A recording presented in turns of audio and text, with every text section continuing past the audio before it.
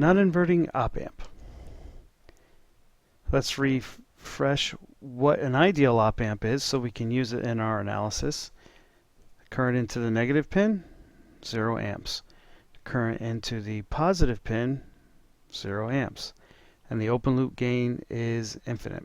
Also, V out equals the open loop gain times the difference between the voltage at the positive terminal and the voltage at the negative terminal. So let's find V out as a function of V in. We'll assign the node name Vx, assign the currents, and write the KCL. We're assuming Vx is at a higher potential than ground, so we'll put the current direction from right to left. We're assuming V out is at a higher potential than Vx, so we put the current direction again from right to left.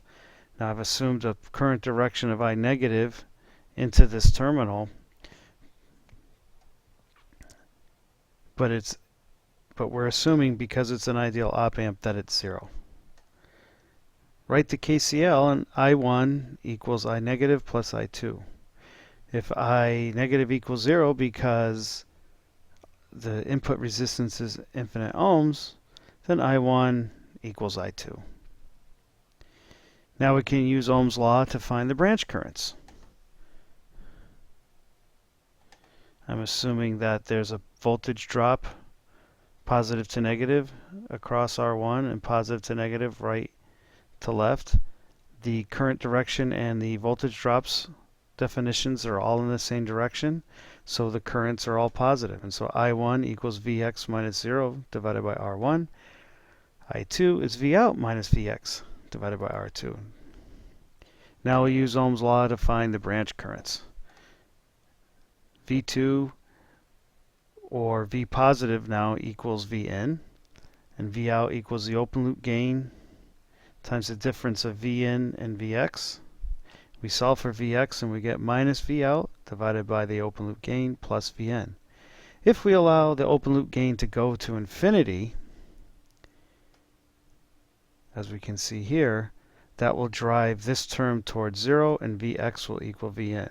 Now you can still solve this by not making that assumption.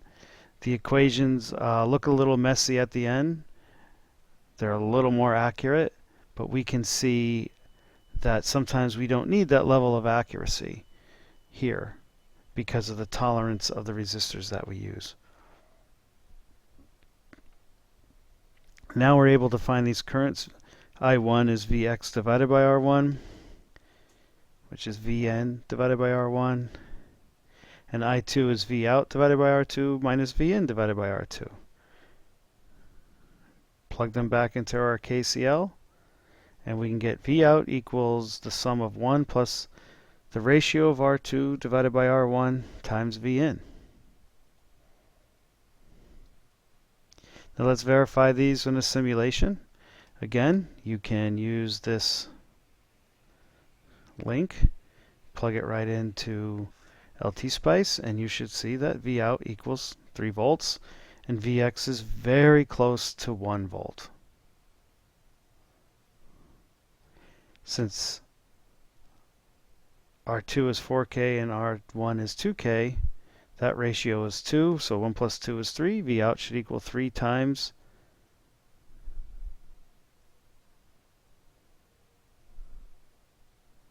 1 volt, and Vx should equal Vn. And we can see that that happened. Let's do a design example now. Design a non-inverting op-amp to have a DC gain of 100 while minimizing the power flow. We will assume that this is an ideal op-amp. We'll use that equation. But you'll notice we'll have 1 equations and 2 unknowns, R1 and R2. Looking at the circuit, we see that the current through these resistors is IR divided by V out.